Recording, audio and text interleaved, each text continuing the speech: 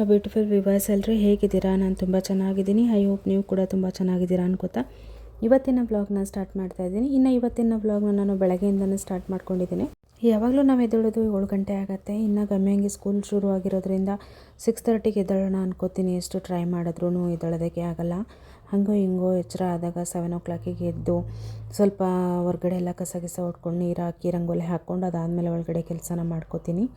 ಇನ್ನು ಇವತ್ತು ವಾತಾವರಣ ಕೂಡ ತುಂಬಾ ತಂಪಾಗಿದ್ದರಿಂದ ಫಸ್ಟು ಹೊರಗಡೆ ಕ್ಲೈಮೇಟಲ್ಲೇ ಕೆಲಸನ ಮುಗಿಸ್ಕೊಳ್ಳೋಣ ಅಂತ ಹೇಳ್ಬಿಟ್ಟು ಸ್ವಲ್ಪ ಕಸ ಎಲ್ಲ ಒಟ್ಕೊಂಡು ಒರೆಸಿ ರಂಗೋಲಿ ಎಲ್ಲ ಹಾಕಿ ಆಮೇಲೆ ನಾನು ಒಳಗಡೆ ಹೋಗ್ತೀನಿ. ಸೊ ಇವತ್ತಿನ ವ್ಲಾಗಲ್ಲಿ ನಾನು ಏನು ಹೇಳ್ಬೇಕಂತಿದ್ದೀನಿ ಅಂತ ಹೇಳಿದ್ರೆ, ಒಂದು ಮನೇನ ಆರ್ಗನೈಸ್ ಆಗಿ ಇಟ್ಕೋಬೇಕಂದ್ರೆ ನಾವು ಯಾವ ರೀತಿ ಟಿಪ್ಸ್ನ ಫಾಲೋ ಮಾಡಬೇಕು ಅಂತ ಹೇಳಿ. ಈಗ ಒಂದು ಮನೆ ಸುಂದರವಾಗಿ ಕಾಣಬೇಕು ಅಂತ ಹೇಳಿದ್ರೆ ಅದು ಮನೆ ದೊಡ್ಡದಾಗಿರಬೇಕು, ಸಣ್ಣದಾಗಿರಬೇಕು ಆ ಥರ ಎಲ್ಲ ಇಲ್ಲ.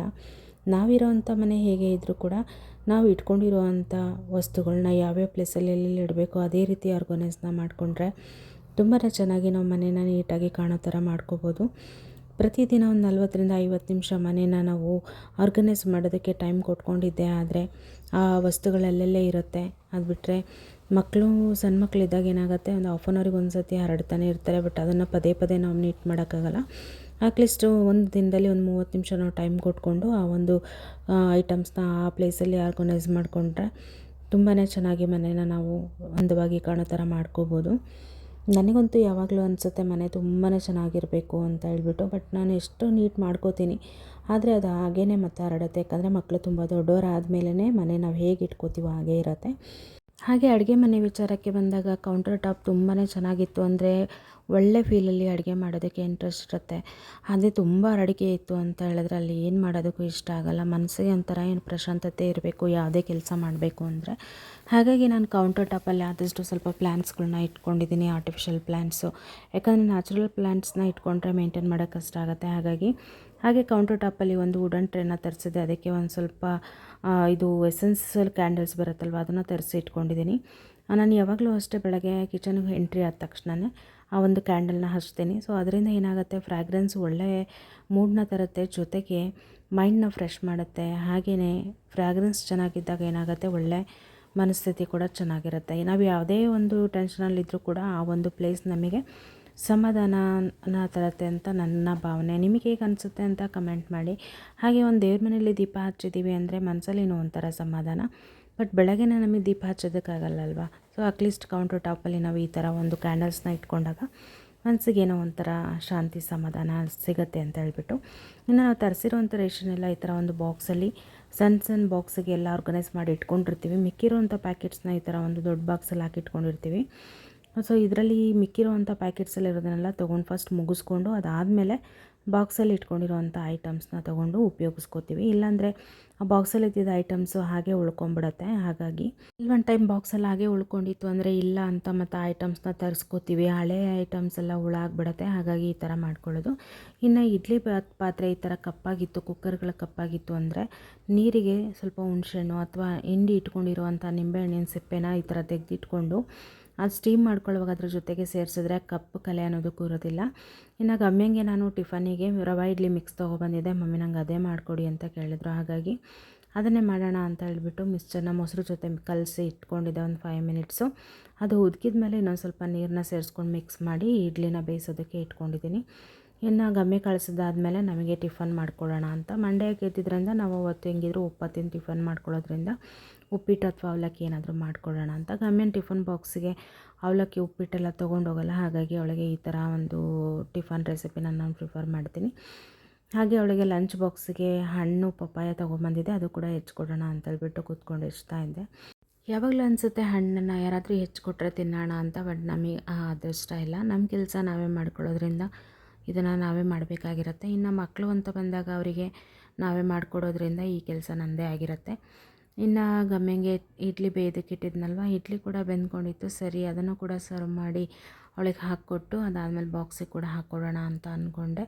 ನಮಗೆ ಸೂತಕ ಇದ್ದಿದ್ದರಿಂದ 11 days ನಾವು ದೇವ್ರ ಮನೆಗೆ ಕೂಡ ಹೋಗಿರಲಿಲ್ಲ. ಗಮ್ಯಂಗೆ ದೇವ್ರಿಗೆ ಕೈ ಮುಕ್ಕು ಅಂತ ಹೇಳಿದೆ. ಸೊ ನಿನ್ನೆ ದಿವಸ ಪುಣ್ಯ ತೆಗೆಸ್ಕೊಂಡಿದ್ರಿಂದ ಇವತ್ತು ಮಂಡೇ ನಾವು ಪೂಜೆ ಕೂಡ ಮಾಡ್ಕೊಂಡ್ವಿ.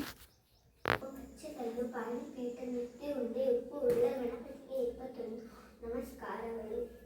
ಪೂಜ್ಯಾಯ ರಾಘವೇಂದ್ರಾಯ ಸತ್ಯಧರ್ಮಾರತಾಯ ಚ ಭಜತಾಂ ಕಲ್ಪವೃಕ್ಷಾಯ नमतां कामधेनवे ॐ श्री सच्चिदानंद सद्गुरु साईनाथ महाराज की जय।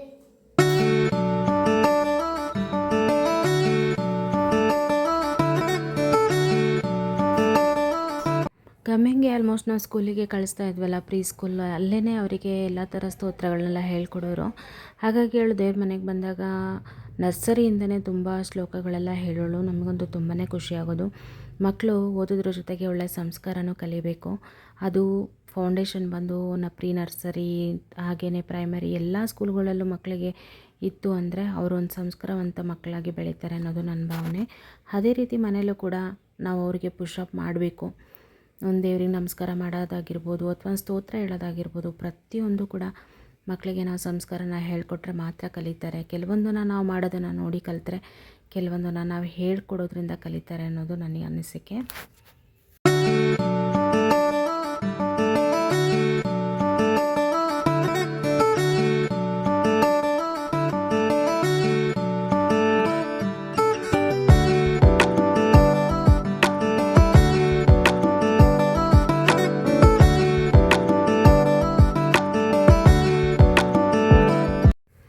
ಇನ್ನು ಗಮ್ಯನ್ ಟಿಫನ್ ಬಾಕ್ಸ್ ಎಲ್ಲ ರೆಡಿ ಮಾಡಾಯಿತು. ಅವಳು ಕೂಡ ರೆಡಿಯಾಗಿ ಟಿಫನ್ ಮಾಡ್ತಾ ಕೂತ್ಕೊಂಡ್ಳು. ಇನ್ನು ನಾನು ಟೀ ಕುಡಿಯೋಣ ಅಂತ ಹೇಳಿಬಿಟ್ಟು ಟೀ ಕೂಡ ಮಾಡಿಕೊಂಡೆ. ನನಗೆ ಟೀ ಕಾಫಿ ಕುಡಿಯೋಕ್ಕೆ ಮುಂಚೆ ಒಂದು 10 ಮಿನಿಟ್ಸ್ ಫ್ರೀಯಾಗಿ ಕೂರಬೇಕು ಅಂತ ಅನಿಸುತ್ತೆ. ಬಟ್ ಬೆಳಗ್ಗೆ ಗಡಿಬಿಡಿಯಲ್ಲಿ ಆಗಲ್ಲ ಅಂತ ಹೇಳಿಬಿಟ್ಟು ಅವಳಿಗೆ ಕಳಿಸಿದ್ಮೇಲೆ ಯಾವಾಗಲೂ ನಾನು ಕಾಫಿ ಟೀನ ಕುಡಿಯೋದು. ಬಟ್ ಇವತ್ತು ಸ್ವಲ್ಪ ತುಂಬ ತಲೆನೋಯ್ತಾ ಇದ್ದಿದ್ದರಿಂದ ಅವಳು ಟಿಫನ್ ಮಾಡ್ಕೋತಾ ಇರಲಿಲ್ಲ, ಅಂದರೆ ನಾವೇ ತಿನ್ನಿಸ್ಬೇಕು.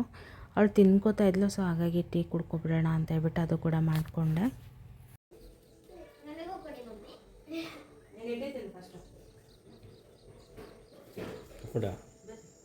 ನನಗೆ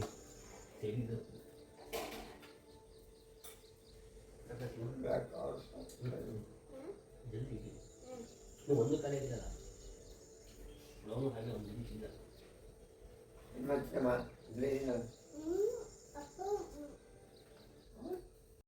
ಹೆಣ್ಮಕ್ಳಿಗೆ ಫ್ರೀ ಇರೋ ದಿನ ಯಾವತ್ತು ಅಂತ ಯೋಚನೆ ಮಾಡ್ತೀನಿ. ಕೆಲವೊಂದು ಟೈಮು ನಾವು ಫ್ರೀಯಾಗಿರೋವಂಥ ದಿನಗಳೇ ಇಲ್ಲ ಅನಿಸುತ್ತೆ. ಯಾಕಂದರೆ ಒಂದು ವರ್ಕರಿಗಾದರೂ ಕೂಡ ಒಂದು ಸಂಡೇ ಅಥವಾ ಗೌರ್ಮೆಂಟ್ ಲೀವ್ ಅನ್ನೋದಿರುತ್ತೆ.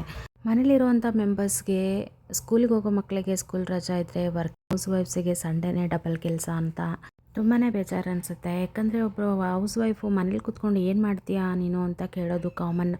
ಬಟ್ ಬೆಳಗ್ಗೆಯಿಂದ ಸಂಜೆವರೆಗೂ ಮಾಡಿದ್ರೂ ಕೂಡ ಕೆಲಸ 24 ಅವರ್ಸ್ ಇರುತ್ತೆ ಅಂತ. ಅದೇ ಮನೇಲೂ ಮಾಡಿ ಹೊರ್ಗಡೆ ಹೋಗಿ ಮಾಡೋರಿಗೆ ಎಷ್ಟು ಕಷ್ಟ ಆಗಬೇಡ ಹೇಳಿ. ಕೆಲವೊಂದು ಟೈಮ್ ಎಷ್ಟು ಅನಿಸುತ್ತೆ, ಯಾಕಪ್ಪ ಬೇಕು ಈ ಲೈಫ್ ಅಂತ. ಬಟ್ ಲೈಫ್ ಲೀಡ್ ಮಾಡಲೇಬೇಕು. ಕಷ್ಟನೋ ಸುಖನೋ ಲೈಫ್ ನಮ್ಮದಲ್ವಾ. ಸೊ ಹಾಗಾಗಿ ನನಗಂತೂ ಇತ್ತೀಚೆಗೆ ಅನಿಸುತ್ತೆ ಕೆಲವೊಂದು ಟೈಮು ತುಂಬಾ ನೆಗೆಟಿವ್ ಆಗಿ ಥಿಂಕ್ ಮಾಡ್ತೀನಿ. ಕೆಲವೊಂದು ಟೈಮ್ ಬೇಡಪ್ಪ, ಪಾಸಿಟಿವ್ ಆಗಿರಬೇಕು, ಬಿ ಪಾಸಿಟಿವ್ ಅಂತ ಮನಸ್ಸಿಗೆ ಬರುತ್ತೆ. ಯಾಕಂದರೆ ಮಕ್ಕಳು ನಮ್ಮದು, ಜೀವನ ನಮ್ಮದು. ಸೊ ಕಷ್ಟ ನಮ್ಮದೇ ಅಲ್ವಾ, ಬೇರೆಯವ್ರದ್ದಲ್ವಲ್ಲ ಅಂತ ಅನ್ಕೋತೀನಿ.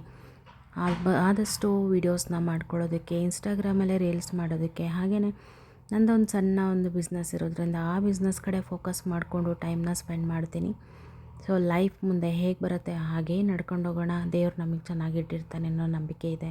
ಸೊ ಹಾಗಾಗಿ ಎಲ್ಲ ದಿನವೂ ನಮಗೆ ಒಳ್ಳೆಯ ದಿನವೇ ಆಗಿರಬೇಕಂತ ಇಲ್ಲ. ಎಂಥದೇ ಬಂದರೂ ಕೂಡ, ಎಂಥ ದಿನಗಳೇ ಬಂದರೂ ಕೂಡ ನಾವು ಫೇಸ್ ಮಾಡೋದಕ್ಕೆ ರೆಡಿ ಇರೋಣ ಅಂತ ಹೇಳ್ತಾ, ಯಾವುದೇ ಸಿಚುವೇಷನಲ್ಲಾದರೂ ಕೂಡ ಬಿ ಪಾಸಿಟಿವ್ ಆಗಿ ಇರೋಣ.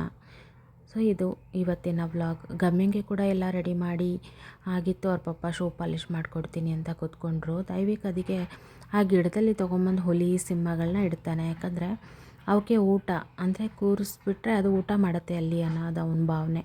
ಹಾಗಾಗಿ ತೊಗೊಬಂದು ಅಲ್ಲಿ ಕೂರಿಸ್ತಾನೆ. ನಾವು ಎಷ್ಟೋ ಸರಿ ಏನಪ್ಪ ಇದು ಅಂತ ನೋಡಿದ್ರೆ, ಆಮೇಲೆ ಸೇಬು ಆ್ಯಪಲ್ ಎಲ್ಲಾರು ಹೆಚ್ಚಿಕೊಟ್ರೆ ಅದನ್ನು ತೊಗೊಂಡೋಗಿ ಅದ್ರ ಬಾಯಿ ಹತ್ರ ಇಟ್ಟಿರ್ತಾನೆ ತಿನ್ನೋದಕ್ಕೆ. ನಮ್ಮ ಅಕ್ಕ ಸ್ಕೂಲಿಗೆ ಹೊರಟ್ಲು ಅಂದ ತಕ್ಷಣ ಇವನು ಹೋಗ್ತಾನೆ. ಅವ್ರ ಪಪ್ಪ ಬಿಡೋಕ್ಕೆ ಹೋಗ್ತಾರೆ ಸ್ಕೂಲ್ ಬಸ್ಗೆ. ಮನೆ ನಿಯರಲ್ಲೇ ಸ್ಕೂಲ್ ಬಸ್ ಬರೋದ್ರಿಂದ ಅಲ್ಲೇ ಪಿಕಪ್ಪು ಡ್ರಾಪು ಮಾಡ್ತಾರೆ. ಇನ್ನು ನಮ್ಮ ಮನೆಯಿಂದ ಸ್ವಲ್ಪ ಅಲ್ಲಿ ಬ್ಲೂ ಕಲರ್ ಬಿಲ್ಡಿಂಗ್ ಏನು ಕಾಣಿಸ್ತಾ ಇದೆ, ಅದು ಲೇಡೀಸ್ ಹಾಸ್ಟೆಲ್ ಆಗಿದೆ ಹೊಸದಾಗಿ. 1 ಮಂತ್ ಆಯಿತು ಓಪನ್ ಆಗಿ. ಬಟ್ ಬೆಳಗ್ಗೆ ನರ್ಸಿಂಗ್ ಸ್ಟೂಡೆಂಟ್ಸು ಬೆಳಗ್ಗೆ ಮತ್ತು ಸಂಜೆ ತುಂಬಾ ಓಡಾಡ್ತಾನೆ ಇರ್ತಾರೆ. ಹಾಗಾಗಿ ಕಾಲೇಜ್ ಹುಡುಗಿರು ಕಾಲೇಜಿಗೆ ಹೋಗ್ತಾಯಿದ್ರು. ನಾನು ಟ್ರೈಪಾಡ್ ಇಟ್ಕೊಂಡು ವೀಡಿಯೋ ಮಾಡ್ತಾ ಇರೋದು ನೋಡಿಬಿಟ್ಟು ನಗಾಡ್ತಾಯಿದ್ರು. ಏನಕ್ಕಂತ ಗೊತ್ತಿಲ್ಲ.